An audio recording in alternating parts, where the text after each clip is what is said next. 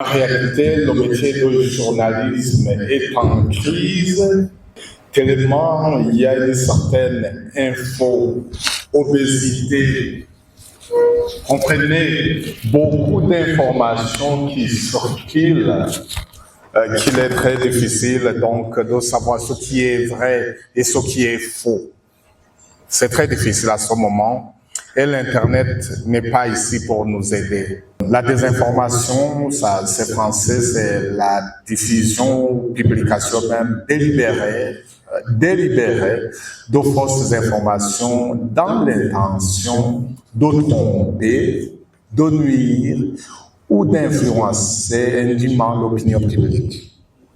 L'éducation aux médias et à l'information vise à développer l'esprit critique des consommateurs, producteurs et diffuseurs d'informations médiatiques. L'information peut semer la panique, comme on l'a vu avant-hier, si l'information est mal délivrée. L'information est intentionnelle et vise à tromper. La désinformation est involontaire et ne vise pas à tromper. La malinformation repose sur des faits réels, mais est présentée de manière trompeuse. Nous avons organisé cette activité dans le but de promouvoir le travail que les fact-checkers ou les vérificateurs des faits font chaque jour. Nous avons voulu aussi montrer aux professionnels des médias, à ceux qui travaillent au niveau de la communication, mais aussi de l'information, la nécessité de donner une information vérifiée, mais aussi l'importance de vérifier toute information douteuse, mais aussi de contribuer à l'intégrité de l'information. Depuis son lancement en 2016, le Burundi n'avait pas encore commencé à célébrer cette journée, alors que la vérification des faits est une activité qu'on fait chaque jour, mais aussi est une activité qui est importante pour les rédactions, pour les journalistes, mais aussi pour la communauté.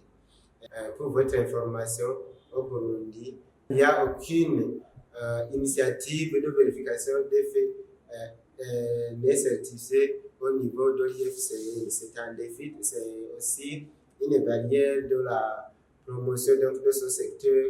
Ça a été donc pour nous un moment pour lancer un appel vibrant à toutes les personnes qui peuvent intervenir pour la promotion de la vérification des faits, mais aussi pour l'intégrité de l'information. À l'ère de l'intelligence artificielle, nous avons aussi pu échanger sur les défis ou les bienfaits donc, que proposent cette technologie. Mais aussi, nous avons vu que l'intelligence artificielle, c'est aussi un couteau à double tranche. Nous avons formulé quelques recommandations concernant donc l'utilisation efficace, mais aussi responsable de ces outils pour qu'ils puissent nous aider à faire avancer l'information, à faire avancer le domaine de la communication, à faire avancer l'intégrité de l'information, au lieu de les utiliser ou de laisser les gens qui les utilisent pour manipuler l'opinion, pour fragiliser les institutions, pour faire atteinte à la cohésion sociale.